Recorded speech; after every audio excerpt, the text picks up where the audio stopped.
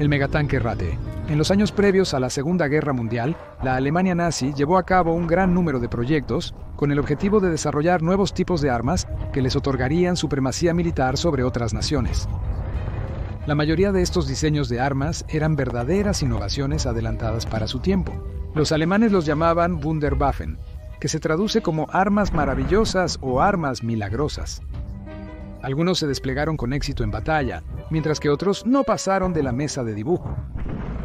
Muchos proyectos resultaron en máquinas de guerra magníficas, pero muchos otros resultaron ser fracasos totales. La idea de construir el tanque más grande en la historia de la guerra pertenecía al lote de las armas maravillosas de Hitler. El ejército de Hitler luchó principalmente en tierra y querían un tanque que les facilitara ganar estas batallas terrestres. La característica principal de este nuevo tanque, su enorme tamaño, superaba todo lo hecho hasta ese punto. En comparación, incluso los tanques más pesados habrían parecido juguetes. Como todos los dictadores de su época, Adolf Hitler estaba enamorado de las armas que podían mostrar su fuerza militar. Cuando Hitler estaba en la cima de su poder en 1942, se le presentó una idea para construir el tanque más grande jamás ideado, diseñado por Edward Grote, un director de la famosa compañía Krupp. Hitler estaba emocionado. Según él, la escalofriante apariencia del tanque encajaba perfectamente con la imagen del ejército alemán que quería proyectar. En ese momento, Porsche había comenzado a construir un tanque pesado de 188 toneladas métricas llamado el Maus, que se suponía que sería el poderoso líder de los Panzers alemanes. Sin embargo, el Maus no era nada comparado con su primo mayor, llamado el Ratte o la Rata. El Ratte formaba parte de un concepto de acorazado terrestre que se investigaba desde los años 30.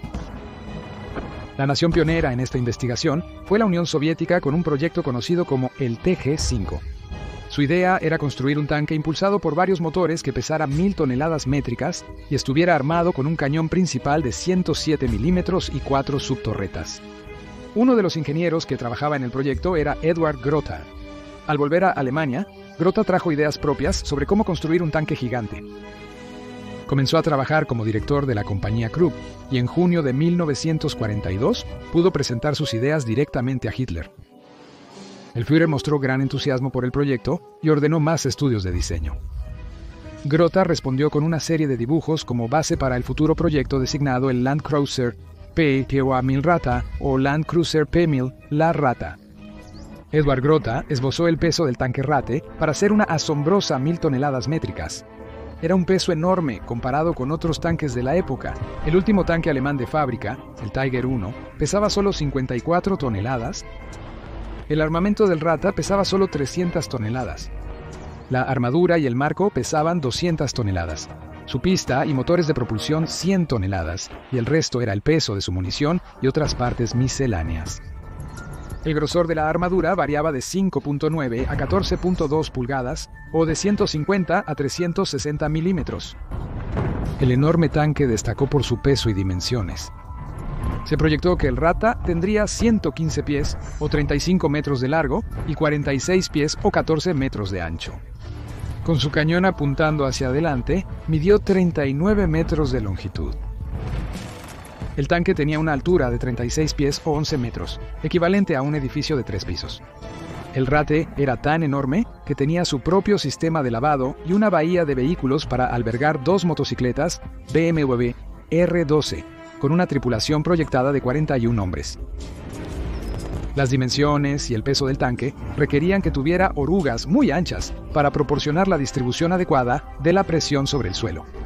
El Ratte fue diseñado con 6 orugas, cada una de 1.2 metros de ancho, y 3 a cada lado del chasis.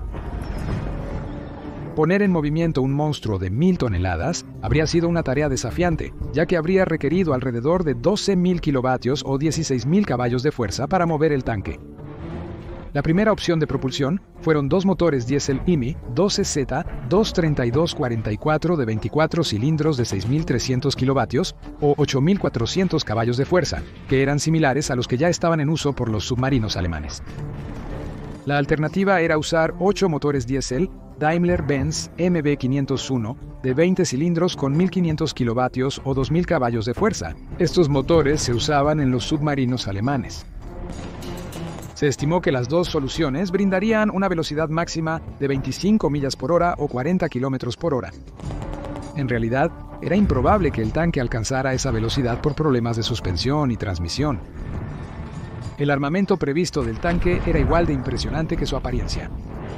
El Rate contaba con diversos tipos de armamento, destacando dos cañones navales principales SKC-34 de 28 centímetros. Estos cañones fueron desarrollados en los años 30 para ser utilizados en los acorazados de clase Schornhaus. No hace falta decir que eran sumamente poderosos. A una distancia de 3 millas, los cañones podían penetrar armaduras de hasta 17.7 pulgadas de grosor. A una elevación máxima de 40 grados, su alcance era increíble, 25.6 millas.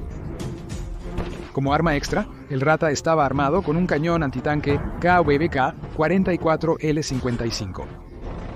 No hay registros que indiquen si se planeaba posicionar este cañón en el frente con los cañones principales o en una torreta separada en el lado opuesto del tanque. Otras armas incluían un número desconocido de cañones antiaéreos de 20 milímetros y autocañones de 15 milímetros normalmente utilizados en aviones alemanes. El aterrador tamaño del Rate fue la característica en la que se basó todo el proyecto. Paradójicamente, este fue el mayor problema del proyecto. Primero, no existía una fábrica de tanques lo bastante grande en Alemania para ensamblar un vehículo tan enorme con cañones navales. Por eso se habría necesitado un astillero. Construir un tanque prototipo habría tomado meses, utilizando muchos recursos y espacio del astillero. Este lujo era inasequible para los alemanes en ese entonces. Aún construyendo el tanque, usarlo habría sido una pesadilla logística. Debido a su enorme peso de 1000 toneladas, el Rata no podría haber sido transportado a los campos de batalla por tren. Usando su propia propulsión a menos de 25 millas por hora, el Rata habría tardado una eternidad en llegar al frente. Si se averiaba en el camino, habría sido imposible remolcarlo, pues se necesitaría otro tanque igual de grande para hacerlo. Además, por su peso, el Rata hubiera destruido carreteras o puentes al utilizarlos. La única característica favorable del tanque Rata de 6 pies era su alta distancia al suelo, permitiéndole cruzar ríos. Aunque poderoso, habría sido un objetivo fácil. Su gruesa armadura sería un desafío para los tanques aliados, pero no para los bombarderos, siendo vulnerable a ataques aéreos. Su gran tamaño y lentitud lo habrían hecho un objetivo fácil para ataques aéreos. El Rate era un arma enorme y poderosa, pero poco práctica. Cuando surgió la idea de construir el tanque en 1942, la industria alemana ya estaba sobrecargada por el esfuerzo de guerra. Gastar tiempo y recursos valiosos en construir el tanque más grande del mundo habría impedido ese mismo esfuerzo sin resultados significativos. Por ello, el ministro de Armamentos, Albert Speer, canceló el proyecto a inicios de 1943, previo a su fase de producción. El Rata siguió siendo una de las grandes fantasías de Hitler. Como el general alemán Heinz Guderian escribió en su autobiografía, la fantasía de Hitler lo llevó al reino de lo gigantesco.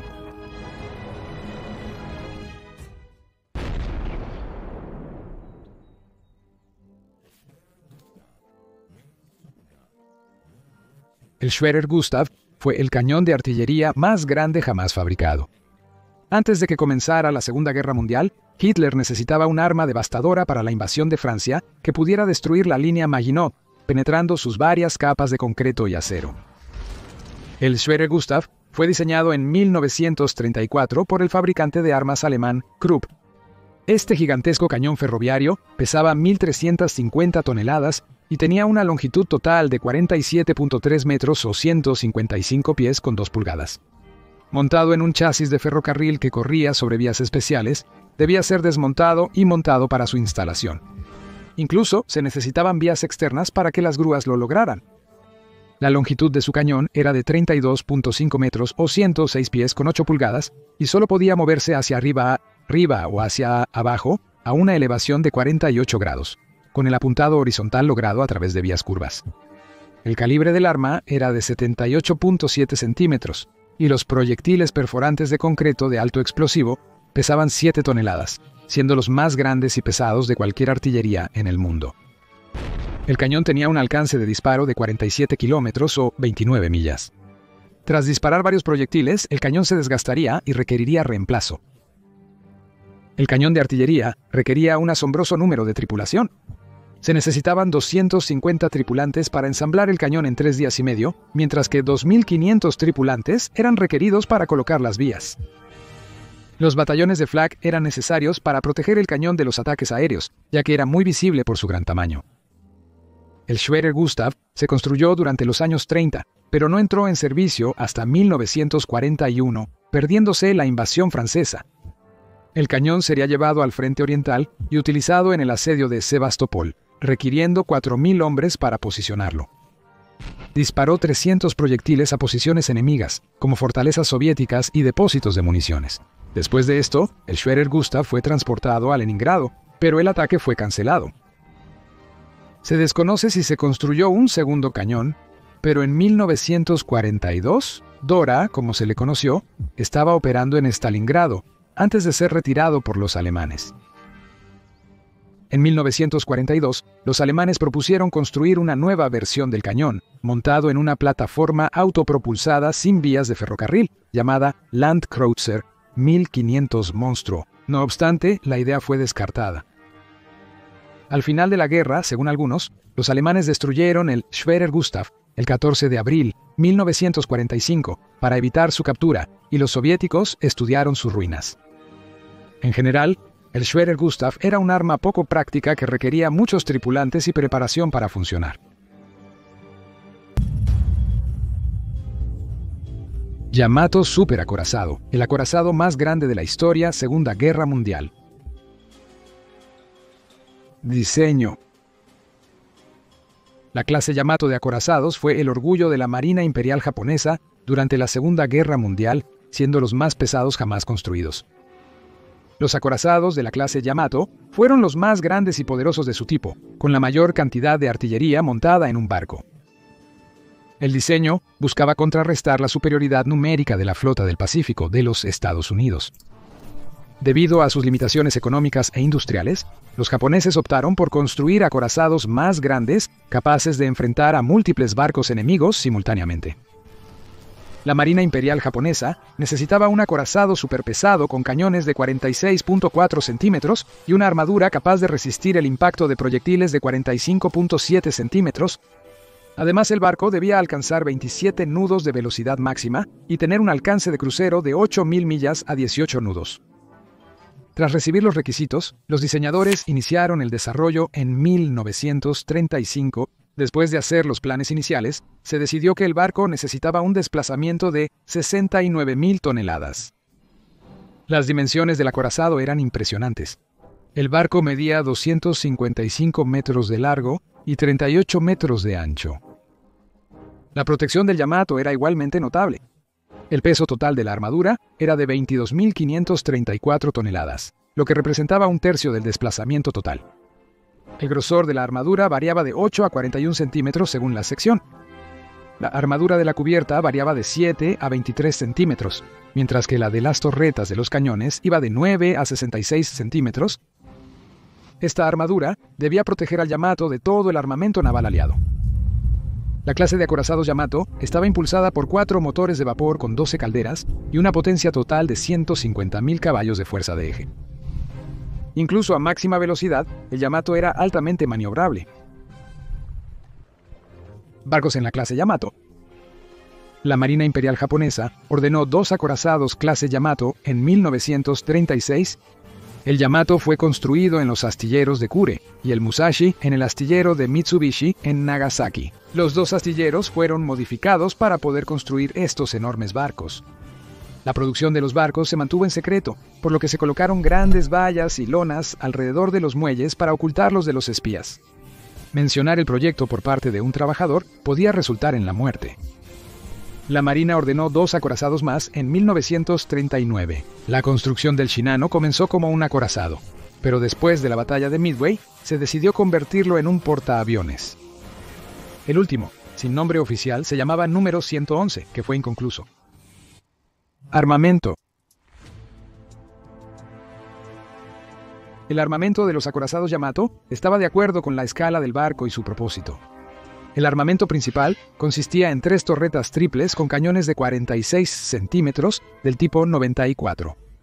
Estos cañones de 21 metros de largo podían disparar un proyectil de 1.460 kilogramos a una distancia de 42 kilómetros, con una tasa de fuego de 1.5 proyectiles por minuto. Estos fueron los cañones más grandes y poderosos que jamás se han puesto en un barco. Cada torreta pesaba 2.774 toneladas, equivalente al peso de un destructor de flota. El armamento secundario consistía en 4 torretas triples con cañones de 155 milímetros. El armamento antiaéreo consistía en 6 cañones de 127 milímetros del tipo 89, montados en parejas, ubicados en el costado del barco por encima de los cañones de 155 milímetros. Además, el Yamato tenía 8 cañones de tipo 96 de 25 milímetros montados en triples, y 4 cañones tipo 93 de 13 milímetros en la torre del puente. El Yamato contaba con un hangar bajo cubierta para almacenar de 3 a 4 aviones, lanzados por 2 catapultas. A medida que la guerra avanzaba, el armamento del Yamato se modificó eliminando algunas armas y agregando otras. La primera modificación fue en julio de 1943, cuando se instalaron radares para mejorar la defensa antiaérea del barco. Simultáneamente, se agregaron 4 cañones triples de 25 milímetros más a la cubierta meteorológica. La segunda modificación llegó en febrero de 1944, cuando se retiraron 2 cañones laterales de 155 milímetros, ya que no eran útiles para la defensa antiaérea. Estos fueron reemplazados por 6 cañones adicionales de 127 milímetros del tipo 89 montados en parejas. La defensa antiaérea se reforzó con 55 cañones de 25 milímetros, montados en trípodes y montajes individuales. La última modificación en noviembre de 1944, después de la batalla del Golfo de Leyte, reemplazó casi todos los cañones de 25 milímetros montados individualmente por cañones montados en trípodes, y agregó 27 nuevos cañones de 25 milímetros. Después de esto, el Yamato tenía 152 cañones de 25 milímetros en su armamento. Destino. Aunque Japón invirtió mucho en construir los acorazados clase Yamato, su uso durante la guerra fue decepcionante. Los japoneses construyeron acorazados para enfrentar otros barcos en el mar, sin prever que los aviones se convertirían en el arma más poderosa en la guerra. Se podría decir que el Yamato ya estaba obsoleto cuando fue construido. Batalla de Midway. Ambos acorazados de la clase vieron poca acción durante la guerra. El Yamato fue comisionado el 15 de diciembre de 1941 y se convirtió en el buque insignia de la flota combinada japonesa. Durante la batalla de Midway, el almirante Isoroku Yamamoto comandó su flota desde el puente del Yamato. Debido al desastroso desenlace de la batalla para la Marina Imperial japonesa, el Yamato fue retirado a Japón, donde sirvió como barco cuartel general, perdiéndose la batalla de Guadalcanal. Debido a los frecuentes y largos periodos de inactividad, se le apodó el Hotel Yamato. El Musashi se convirtió en el buque insignia de la flota combinada el 22 de enero de 1943, pero vio poca acción. Ambos barcos se usaron en ese momento para transportar una gran cantidad de tropas. Durante estas operaciones, ambos barcos fueron golpeados por los submarinos de los Estados Unidos, forzándolos a largas estancias en astilleros para reparaciones. La batalla del Golfo de Leyte. La primera gran acción para ambos barcos fue durante la batalla del Golfo de Leyte, la mayor batalla naval de la guerra. El 24 de octubre de 1944, las fuerzas de los Estados Unidos lanzaron un gran ataque aéreo contra la flota japonesa.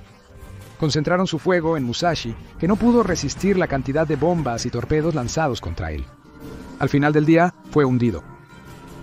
Al día siguiente, el Yamato usó por primera y única vez en la guerra sus cañones de 46 centímetros, impactando un portaaviones americano a 20 millas de distancia. Durante la batalla, el Yamato sufrió varios impactos de bombas, pero no fue puesto en gran peligro. Sin embargo, por el riesgo de ataques de torpedos, tuvo que retirarse del combate. Misión suicida. Operación Tengo. El último enfrentamiento del Yamato fue durante la invasión aliada de Okinawa, lo que llevó a la Marina japonesa a iniciar la Operación Tengo, enviando toda la flota contra la Marina de los Estados Unidos que apoyaba la invasión. El 6 de abril de 1945, el Yamato, con almacenes llenos, zarpó en una misión suicida con un crucero ligero y 8 destructores. Los descifradores de códigos americanos descubrieron los planes japoneses, por lo que la Marina de los Estados Unidos estaba lista para la siguiente acción. El 7 de abril, un convoy de 10 barcos, liderado por el Yamato, fue atacado por 400 aviones americanos. El Yamato resistió las bombas que golpeaban su cubierta, pero los 11 torpedos que golpearon el lado del babor fueron más de lo que podía soportar. Después de volcar su babor, sus revistas de popa explotaron, llevando al Yamato al fondo del mar. 3.063 marineros murieron y solo 269 fueron salvados. El hundimiento del acorazado Yamato marcó el fin de la Marina Imperial japonesa. Tecnología de la Primera Guerra Mundial, Zeppelins. Cuando un aristócrata alemán, el brigadier general Ferdinand Zeppelin, se retiró del ejército en 1891, se dedicó al estudio de la aeronáutica. Sus propuestas al gobierno para una máquina voladora más ligera que el aire fueron rechazadas en 1894, pero a pesar de ello, invertiría todo su dinero en una empresa que producía dirigibles. Para 1898, Zeppelin había construido su primer dirigible. La base del dirigible estaba en sus bolsas de gas llenas de hidrógeno, llevadas dentro de un esqueleto de acero. Pesaba 12 toneladas y contenía 400.000 pies cúbicos de hidrógeno y era impulsado por hélices conectadas a un par de motores Daimler de 15 caballos de fuerza. Cuando el Zeppelin LZ realizó su vuelo el 2 de julio de 1900, el gobierno alemán decidió financiar el proyecto. En marzo de 1909, el ejército alemán compró el Zeppelin Z1. Estos Zeppelins podían alcanzar una velocidad máxima de 136 km por hora y llegar a una altura de 4.250 metros. Estaban armados con 5 ametralladoras y podían llevar 2.000 kilogramos o 4.400 libras de bombas. Los Zeppelins se usaron en incursiones de bombardeo al comienzo de la guerra. Un Zeppelin se utilizó para bombardear Lieja en Bélgica el 6 de agosto de 1914, pero tuvo que realizar un aterrizaje de emergencia después de encontrarse con fuego de artillería belga. En las siguientes semanas, las fuerzas terrestres destruyeron 3 Zeppelins adicionales. A pesar de ser un blanco fácil, los alemanes siguieron usando Zeppelins para atacar Francia. En enero de 1915, 2 aeronaves Zeppelin navales sobrevolaron la costa inglesa, bombardeando Great Yarmouth y King's Lynn. Los Zeppelins comenzarían un bombardeo en Londres el 31 de mayo de 1915, matando a 28 personas e hiriendo a 60 más. Los Zeppelins se utilizaron en la batalla de Verdún en 1916, con 4 derribados por fuego terrestre, lo que puso fin a su uso en el frente occidental. Continuaron utilizándose para atacar el frente interno británico, pero los pilotos de combate británicos y los artilleros antiaéreos se volvieron eficientes para derribarlos. 115 Zeppelins fueron utilizados por el ejército alemán, con 77 destruidos o dañados más allá de la reparación. Después de la guerra, los Zeppelins se utilizaron para el transporte civil. Tanque superpesado Maus. El Panzerkampfwagen 8 Maus fue un tanque superpesado diseñado por las fuerzas alemanas durante la Segunda Guerra Mundial. Fue el tanque más pesado jamás construido en la historia. Para fines de 1944, solo se completaron 2 prototipos del Maus, por lo que nunca vio acción en batalla. El desarrollo de este supertanque se debió principalmente a la obsesión de Hitler por superar a los aliados, especialmente a los soviéticos, en el desarrollo de tanques pesados. La tarea de diseñar un tanque más grande y poderoso que cualquier otro se le dio al principal constructor de tanques alemán, Ferdinand Porsche. En junio de 1942, Porsche presentó a Hitler con la idea del tanque tipo 205 Buka 100.01 que el Führer aprobó. Este tanque debía pesar 150 toneladas y estaba destinado a usar un cañón de 150 milímetros o 128 milímetros, con un cañón adicional de 75 milímetros y una ametralladora MG-34. La producción del casco, torreta y armamento del tanque fue asignada a Krupp, mientras que Alcat se encargó del ensamblaje en su fábrica. En ese momento, el proyecto fue oficialmente nombrado Mamut, pero luego se cambió a Maus o ratón. El 1 de mayo de 1943, Hitler recibió una maqueta de madera del futuro tanque. Satisfecho con lo que vio, ordenó la producción de 150 tanques Maus. Ordenó la versión con el cañón de 128 milímetros y el cañón coaxial de 75 milímetros. pero quería que los próximos modelos tuvieran el cañón más potente de 150 milímetros. El resultado de los planos finales fue de 10.1 metros o 33.13 pies de largo, 3.67 metros o 12 pies de ancho y 3.63 metros o 11.9 pies de alto, y pesaba casi 190 toneladas. La tripulación debía tener 6 hombres, un comandante, un artillero, 2 cargadores, un conductor y un operador de radio. La armadura del Maus era muy impresionante. La torreta tenía un grosor de 220 milímetros o 8.7 pulgadas en la parte delantera y 200 milímetros o 7.9 pulgadas de grosor en sus lados y parte trasera. El grosor del casco era de 200 milímetros o 7.9 pulgadas en la parte delantera y 180 o 7.1 pulgadas en el lateral. El armamento del tanque era igualmente impresionante. El armamento principal era el cañón KWK-44 de 128 milímetros. Con ese cañón, un Maus podría destruir casi cualquier tanque aliado a 3.500 metros de distancia. El armamento coaxial secundario era el cañón KWK-44 de 75 milímetros. Además, la torreta tenía una ametralladora MG-34 de 7.92 milímetros para combate cercano. Un tanque tan pesado exigía un motor potente para moverlo. Porsche planeaba usar la tracción eléctrica a gasolina que habían usado previamente en su versión del tanque Tigre. El motor de gasolina operaría el generador eléctrico que impulsaba las 24 ruedas que cada pista tenía. La velocidad proyectada del tanque con dicho motor era de 20 km por hora, o 12 millas por hora. El motor del sistema era tan enorme que ocupaba 2/3 del casco, provocando que la torreta se colocara en la parte trasera. Esto aislaba completamente al conductor y al operador de radio de la tripulación de la torreta. Las pistas del ratón eran proporcionales al gran tamaño del tanque para darle buena movilidad.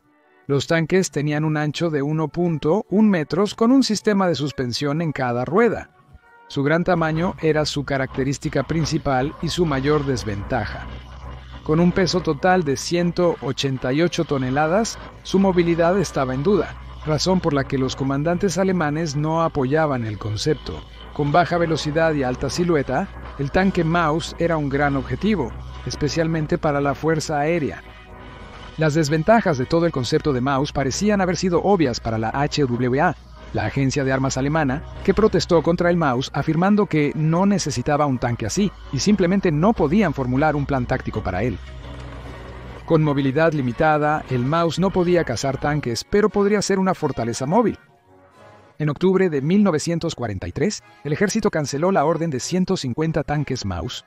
Al mes siguiente, Hitler ordenó detener el desarrollo del Maus, creyendo que los recursos serían mejor utilizados en otros proyectos. No obstante, las autoridades permitieron a Porsche seguir construyendo sus prototipos.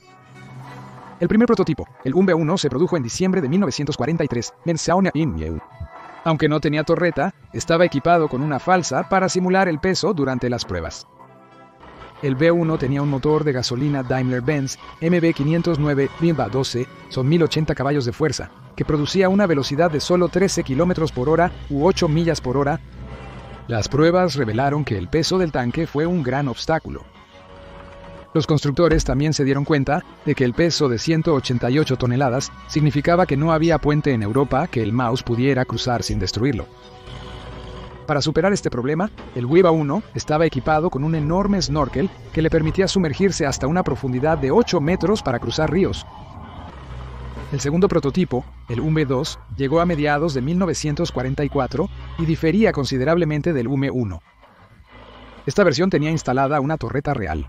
El motor fue reemplazado por un motor diésel Daimler-Benz MB517 de 1200 caballos de fuerza. El VW2 contaba con dirección eléctrica avanzada y un nuevo sistema de engranajes Skoda. Sin embargo, todos estos elementos solo mostraron mejoras leves. Las pruebas de prototipos se estaban realizando en Kummersdorf, cerca de las pistas de prueba de Porsche en Böblingen. Las pruebas se caracterizaron por fallos de motor y retrasos en la producción debido a los bombardeos aliados. En agosto de 1944, se ordenó a Krupp cancelar la producción de los cascos de Maus y desguazar los ya fabricados. Este fue el final oficial del proyecto del tanque Maus. Cuando las unidades del Ejército Rojo se acercaron a las áreas de prueba de Kummersdorf en abril de 1945, los alemanes lograron destruir el prototipo AMPA-2. Después, los soviéticos tomaron el casco del UMB-1 y le montaron la torreta del UMB-2 para realizar sus propios ensayos. Hoy, este tanque se exhibe en el Museo de Tanques de Kubinka. Tecnología de la Segunda Guerra Mundial, el Tiger I, tanque pesado, Panzer VI. El legendario Tiger I alemán tiene una reputación como una máquina temida por los aliados, combinando un poderoso fuego letal y una excelente armadura. La necesidad de reemplazar el Panzer IV se remonta a 1938, cuando se construyeron varios prototipos. En 1941 se realizó un pedido a Henschel para el VK-36.01 con la especificación de buena protección de armadura, un arma poderosa y una velocidad máxima de 40 km por hora o 25 millas por hora. El tanque tenía que ser más grande y se realizó un pedido en mayo de 1941 para un tanque de 45 toneladas llamado el BUK 45.01. Portaba un cañón de 8.8 centímetros. La fecha límite para el prototipo sería el 20 de abril de 1942, el próximo cumpleaños de Hitler, lo que obligó a apresurar varios elementos del diseño. Una vez completado, se le nombraría VK 4501H. La H representa a Henschel. La competencia, Porsche, había creado su propio diseño, el VK 4501P, con los mismos requisitos. Con ambos diseños cumpliendo la fecha límite del cumpleaños de Hitler, el diseño de Henschel fue seleccionado para la producción, designado como el Panzerkampfwagen Tiger Aus FI, pero finalmente el diseño final utilizaría una mezcla de las partes de los prototipos anteriores de Henschel y Porsche. La torreta y el cañón de Krupp permanecerían iguales. La tripulación del tanque Tiger constaba de 5 personas: el comandante, el artillero, el cargador en la torreta y el conductor y operador de radio en el casco. La armadura era muy gruesa, de 25 a 120 milímetros, ofreciendo una excelente protección. Para viajar en campo traviesa o prepararse para el combate, se equipaban orugas más anchas, mejorando la tracción. A partir de 1943, el tanque de 55 toneladas fue impulsado por un motor de gasolina Maybach HL 230P45 UMB-12, proporcionando 690 caballos de fuerza o 515 kilovatios. Esto era bastante insuficiente, y el tanque tenía una velocidad máxima de 38 km por hora o 24 millas por hora. Un problema de sobreingeniería con el tanque era la suspensión de ruedas superpuestas, que se obstruía con el barro, y en el frente oriental esto era peligroso ya que el barro se congelaba, inmovilizando el tanque. El armamento del Tiger I era su mortífero cañón, KWK 36 de 88 milímetros, capaz de penetrar la armadura del M4 Sherman americano, y 2 ametralladoras MG-34 o MG-42, una coaxial en la manteleta y la otra en una torreta esférica dentro del casco. Los botes de humo también se colocaron a ambos lados de la torreta. El Tiger I debutó en Túnez, África del Norte, a finales de 1942, sorprendiendo a las fuerzas británicas. Se emplearon en todos los frentes, como Italia, Normandía y el Frente Oriental. Solo hasta mediados de 1944, los aliados pudieron producir tanques que pudieran enfrentarse eficazmente al tanque Tiger, como el Sherman Firefly británico y el T-34-85 ruso. Se construyeron 1.350 Tiger I entre agosto de 1942 y agosto de 1944. Otras variantes raras incluyen el Befehlspanzer Tiger, que era un tanque de comando, y el Sturmtiger, que contaba con un gran mortero autopropulsado. El tanque superpesado Char 2C. El Char 2C fue diseñado durante la segunda mitad de la Primera Guerra Mundial en un esfuerzo por romper el estancamiento de la guerra de trincheras. El general francés Moret, subsecretario de Artillería, otorgó al astillero FCM un contrato para desarrollar un tanque pesado, o Char d'Assaut de Gremadel, que significa tanque de asalto de gran modelo. Aunque el FCM recibió el pago por el desarrollo del tanque pesado, no lograron iniciar el desarrollo básico. El desarrollo real no comenzaría hasta septiembre de 1916, cuando el interés público en los diseños de tanques franceses aumentó después de que se revelaron los Mark I británicos en la batalla del Somme. Cuando el general Moret descubrió que el FCM había descuidado el proyecto, tomó control personal sobre el desarrollo. El general Moret entraría en conflicto con el brigadier Estienne, quien estaba desarrollando el tanque ligero FT-17 con Renault y pensaba que su tanque pesado consumiría recursos que podrían usarse en su proyecto. Estienne acudiría al general Joffre para lograr la cancelación del proyecto del tanque pesado. Después de que la primera acción de un tanque ligero nuevo, el Schneider CA, fuera un desastre, Albert Thomas, ministro de Armamento, canceló todos los proyectos de tanques. Esto hizo que Estienne y Moret trabajaran juntos, finalmente logrando que Thomas retractara su decisión. El 17 de noviembre, el primer prototipo del FCM-1A estaba listo. El general Patton ordenaría 300 FCM-1As. Sin embargo, en 1919, con la guerra terminada, la orden fue cancelada y luego reemplazada con una orden para 10 Char FCM-2C. Las variantes de clase de peso de 30, 40 y 62 toneladas estaban destinadas al Char 2C. Sin embargo, el fin del armisticio impidió la producción de estos modelos. Durante la posguerra, la versión de 62 toneladas de peso se produjo en 1921, con 10 ejemplos en servicio. El 2C medía 10.3 metros de largo, 3 metros de ancho y 4.1 metros de alto, o 33.7 pies de largo, 9.8 pies de ancho y 13.4 pies de alto. La armadura tenía 45 milímetros o 1.8 pulgadas de espesor en la parte delantera, 22 milímetros o 0.86 pulgadas de espesor en los lados, y 6 milímetros o 0.24 pulgadas de espesor en la parte trasera. Algunos de los blindajes más gruesos para tanques de la Primera Guerra Mundial, pero delgados según los estándares de la Segunda Guerra Mundial.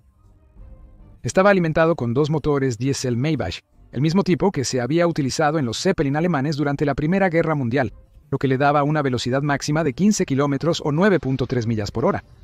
Los tanques también estaban equipados con colas para cruzar trincheras, debido a la descomposición en la guerra de trincheras.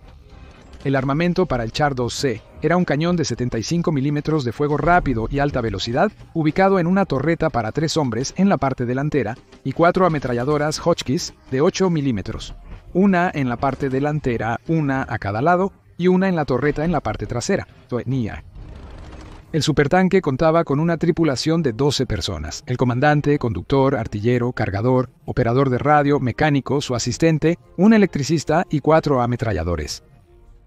Aunque obsoletos para 1935 debido a su baja velocidad y alto perfil, los 10 Char 2Cs fueron reactivados y puestos en servicio como el 51º Batallón Char de Combat en 1939 para servir como un dispositivo de propaganda en películas, animando a muchas personas a verlos como supertanques invencibles.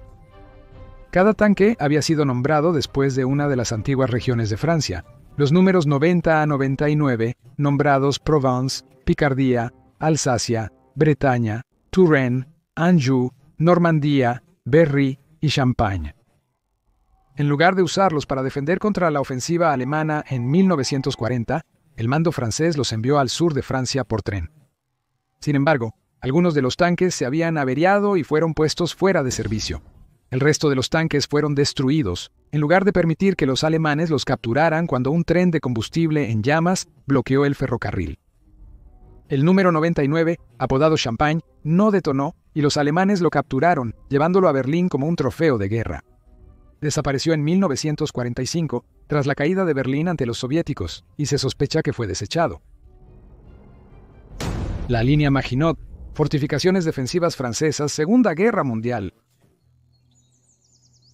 La línea Maginot era una serie defensiva de fortificaciones a lo largo de las fronteras francesas con Bélgica, Italia, Alemania, Suiza y Luxemburgo, nombrada así por el ministro de Guerra francés André Maginot, que tenía como objetivo disuadir la invasión alemana. Serviría a otros propósitos basados en la experiencia de la Primera Guerra Mundial. Ahorraría mano de obra francesa, sustituyendo a un ejército reducido debido a la escasez de jóvenes para las fuerzas armadas en Francia. También obstaculizaría al ejército alemán si atacaran, dando tiempo para movilizar gran parte del ejército francés. Para cuando se construyó la línea Maginot, había costado 3.000 millones de francos. Las fortificaciones se construyeron en los años de entreguerras durante los años 30 y eran de última generación, una maravilla de la ingeniería militar. No era una línea continua como sugiere el nombre, sino una serie de fortificaciones fronterizas. Las fortalezas principales tenían entre 500 y 1.000 hombres. Estaban hechas de concreto grueso, con múltiples pisos, artillería pesada en torretas blindadas retráctiles y sistemas de filtración de aire contra el gas. En su interior tenía lo necesario para una vida adecuada. Áreas de recreación, cocinas, hospitales, cuartos de vivienda, almacenes de suministros y trenes subterráneos en líneas de ferrocarril para mover la munición. Fortalezas más pequeñas de alrededor de 100 a 200 hombres también conformaban la línea, cubriendo los pequeños búnkeres de 20 a 30 hombres armados con ametralladoras. Delante de estas defensas en la frontera habían fosos y obstáculos antitanque, alambre de púas, minas y bloqueos disfrazados de casas residenciales, donde las tropas francesas podían dar la alarma si había un ataque enemigo. Desafortunadamente, los franceses no se prepararon para las tácticas de Blitzkrieg de las fuerzas alemanas, ni para su invasión a través de Bélgica, neutral, lo que les permitió flanquear la línea Maginot en 1940.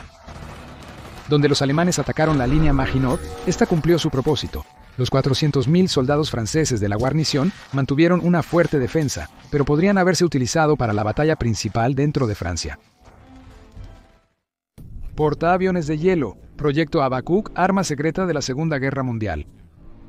Durante los primeros años de 1940, los submarinos alemanes estaban hundiendo barcos aliados que entregaban suministros vitales de los Estados Unidos a Gran Bretaña en el Océano Atlántico.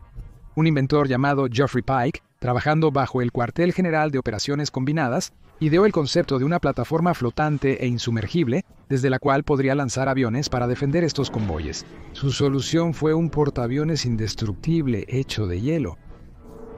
Aunque sonaba demasiado descabellado para convertirse en realidad, Winston Churchill aprobó la idea con entusiasmo.